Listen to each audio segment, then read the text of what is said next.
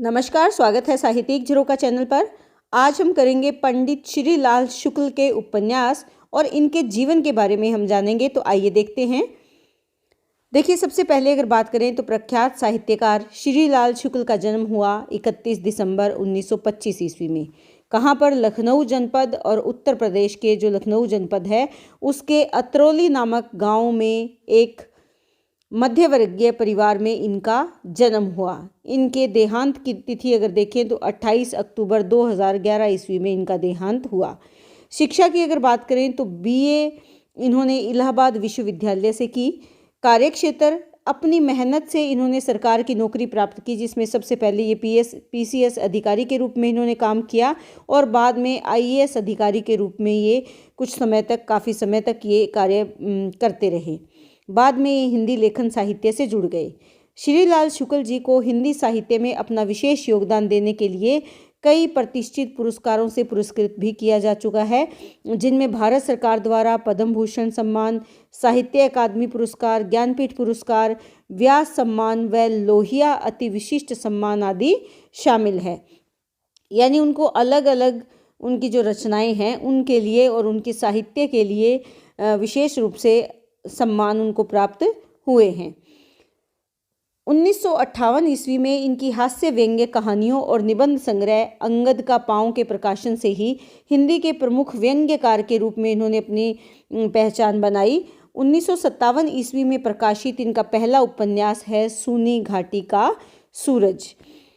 इनके उपन्यास साहित्य की अगर बात करें, देखिए यहाँ पर मैं बहुत ज़्यादा विस्तार से यहाँ पर नहीं बता रही हूँ, क्योंकि श्री लाल शुक्ल का जीवन परिचय मैं पहले भी शायद करवा चुकी हूँ, आप प्लेलिस्ट में देख सकते हैं। यहाँ पर हम सिर्फ इनके उपन्यासों की बात करेंगे।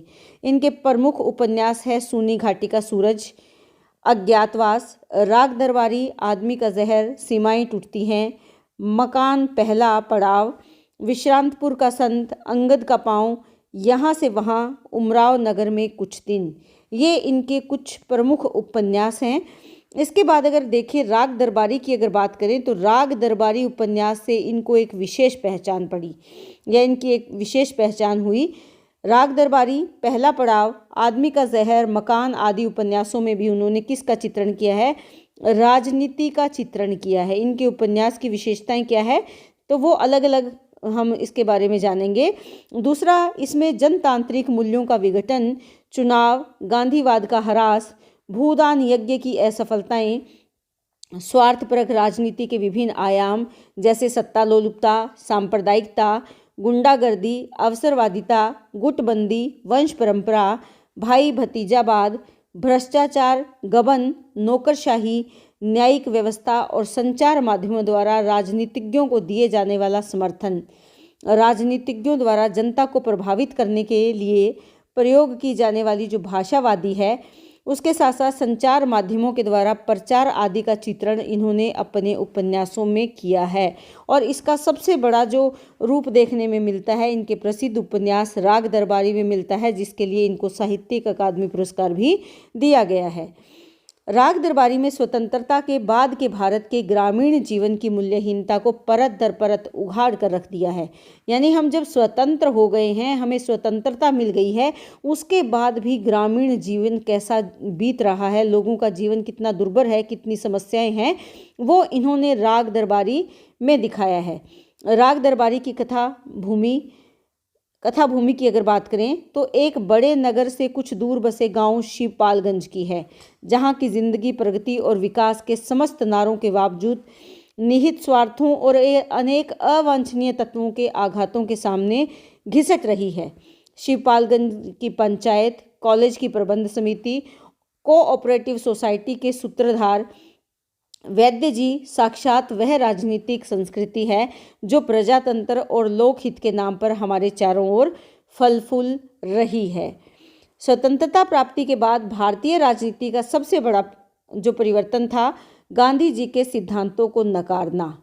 आज भारतवर्ष में गांधी जी के सिद्धांतों के महत्व क्या हैं, इसका चित्रण उन्होंने राग दरबारी के गांधी चबूतरे प्रसंग के माध्यम से भी किया है।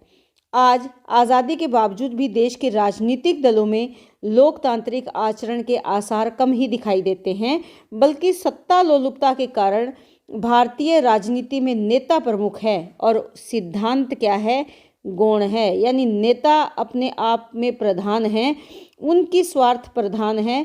बाकी जो राजनीति के वास्तविक सिद्धांत होते हैं, राज्य का नेता और राज्य के नेता का काम क्या है, लोगों की सेवा करना, वो सब सिद्धांत बहुत गौण हो चुके हैं, तुच्छ हो चुके हैं। तो ये श्रीलाल शुक्ल के उपन्यास साहित्य की मूल विशेषताएं थी। इनको आप पॉइंटों के हिसाब से जो मैंने यहाँ पर आपको बताए हैं, इनमें से आप अलग अलग पॉइंट्स के माध्यम से भी लिख सकते हो, नहीं तो आप इसको इसी प्रकार से लिख सकते हो जैसे मैंने यहाँ पर दिया है। क्या क्या चीज़ें हैं जो उस समय के जो तत्कालीन सामाजिक वातावरण है उसका चित्रण इस उपन्यास के माध्यम से किया गया है।